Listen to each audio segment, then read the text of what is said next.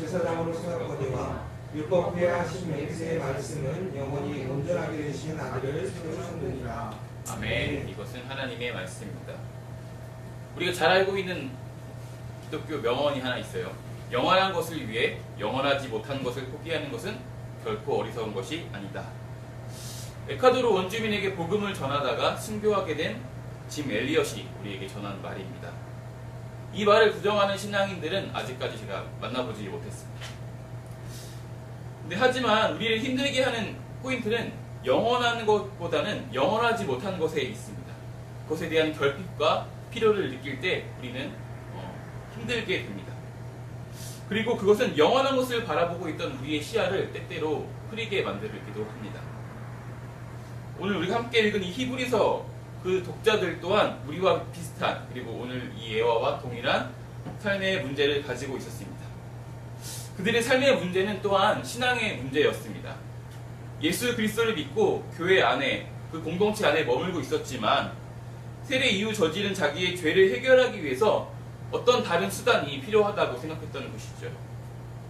왜냐하면 이미 다른 전도사님께서도 여러 번 말씀하셨지만 곧 다시 오신다는 예수 그리스도께서, 아직도 오지 않은 그 예수 그리스도께서 정말로 다시 오실지 그들의 신앙에 의심이 들기 시작했던 것이죠.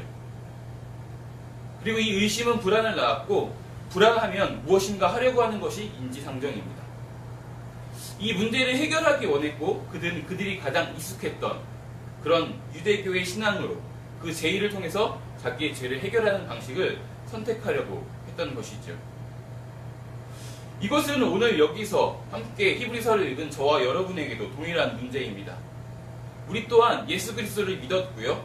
그 믿음으로 말미암아 이곳 커피와 교회 공동체 안에서 함께 예배하고 있습니다. 그리고 예수 그리스도를 믿는 우리들에게도 여전히 삶의 문제는 찾아오기 마련입니다.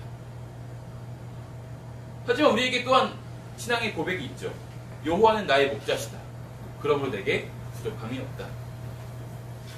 이런 신앙의 고백이 있지만, 우리가 영원한 것을 믿고 따르고 있지만, 또한 우리의 삶의 문제 앞에서 우리는 때때로 이런 시야가 흐려져서 우리에게 익숙한 다른 방법을 찾기 마련입니다. 물론 기도하죠. 신앙인이기 때문에 열심으로 기도합니다. 하지만 말씀 속에서 답을 찾고자 하는 것이 아니고, 때때로 이 눈 앞에 선명한 이런 필요와 문제들에 우리들의 불안한 마음을 뺏겨서 다른 여러 가지 방법을 찾기도 합니다. 오늘 이 히브리서의 저자, 흔들리는 그 사람들을 붙들어주기 원했던 이 저자는 그들의 그 삶의 문제, 이 불안을 극복하는 방법으로 또한 예수 그리스도를 전하고 있습니다. 예수 그리스도가 어떤 분인지 상기한다면 틀림없이 그들이 안고 있는 이 불안과 문제들이 해결될 것이라고 믿었기 때문입니다. 그래서 담대하게 예수 그리스도를 전하고 있는 것이죠.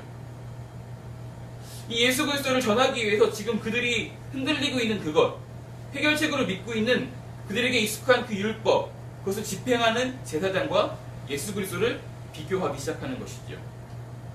아론으로부터 시작된 이 제사장은 인간이기에 영원히 살지 못했고 죽었기에 또한 그 제의를 전승하고 다른 사람으로 대체되기 마련이었습니다.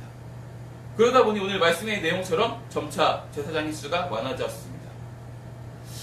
유대 역사가 요세푸스의 기록에 따르면은 아론으로부터 시작된 이 제사장의 역사가 예루살렘 성전이 파괴되었던 AD 70년에 이르기까지 한 83명 정도 되었다고 문헌에 나와 있습니다.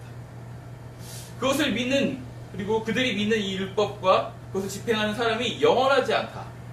그리고 그들이 행하는 것 또한 불완전하다라고 이야기하고 있는 것이죠.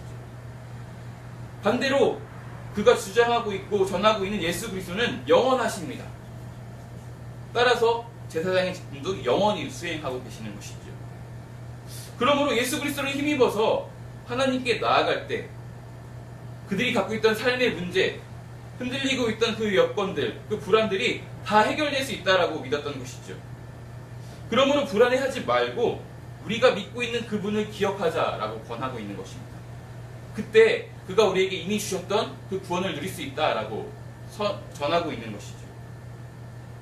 우리의 삶의 문제도 동일합니다. 삶의 문제 앞에서 우리는 열심으로 기도하고 말씀에서 답을 찾기도 합니다. 하지만 때때로 우리가 최선이라고 여기는 것들을 찾기 마련입니다. 하나님을 믿지 않는 많은 사람들은 인생의 문제를 만나면 그들이 최선이라고 생각하는 많은 것들을 찾게 되는데요. 특별히 그들이 의지하는 것이 세 가지 정도 있는 것 같습니다. 한 가지는 경험 자원입니다. 내가 경험한 어떤 삶의 경험을 통해서 이 삶의 문제를 해결해야겠다. 두 번째로는 그 문제에 대한 전문가나 이 일을 도와줄 수 있는 다른 인적 자원들을 찾기 시작하는 것이죠. 그것이 아니라면 마지막으로 남아있는 한 가지, 재물에서 그 해결을 찾으려고 합니다. 그리고 그 중에 제일은 역시 재물입니다. 요즘 흔히 하는 말이 있습니다. 돈으로 해결하지 못하는 문제는 그만큼 충분한 돈을 쓰지 않은 문제뿐이다. 여기 동의가 되십니까? 근데 때때로 신앙인인 우리들 또한 삶의 자리에서 이런 부분들과 갈등하기도 합니다. 삶의 문제가 있을 때 우리는 신앙인이기에 공동체에 함께 그 기도 제목을 나누고 함께 기도하고 말씀에서 답을 찾으려고 합니다. 하지만 그것들보다 다른 곳에서 답을 찾으려고 할 때도 있습니다. 그리고 우리가 때때로 드려지는 그 기도의 내용도 곱씹어 보면은 하나님을 전적으로 의지하고 찬양함으로 이미 이루신 그 구원을 누리려는 우리들의 모습보다는 내가 원하는 방법으로 내가 삶에 갖고 있는 이런 문제들을 해결해 주기를 원하는 그런 기도의 제목이 있음을 우리가 돌아볼 수 있습니다. 그때 오늘 히브리서 저자가 우리에게 이야기하는 것처럼 우리가 믿는 그 예수 그리스도를 기억하기 원합니다. 우리를 인도하시는 분이 누군지 기억할 때 우리는 우리를 감싸고 있는 문제와 그 불안에서 주님으로 인한 감사와 평안으로 우리들의 마음과 삶이 바뀌게 될 것입니다. 그러므로 히브리서 저자는 예수 그리스도에 대해서 구체적으로 증언하고 있습니다.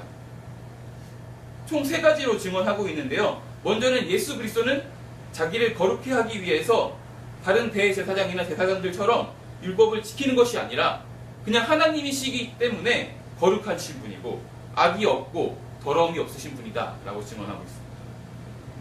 두 번째로는 예수 그리스도는 제사장들 같이 제의를 앞두고 의식적으로 부정한 자를 피하고 죄인을 피하는 것이 아니라 십자가에서 죽으시고 부활하셔서 승천하심으로 우리와 같은 공간에 없음으로 말미암아 죄인을 떠나 계시는 예수 그리스도라는 것을 증언하고 있습니다.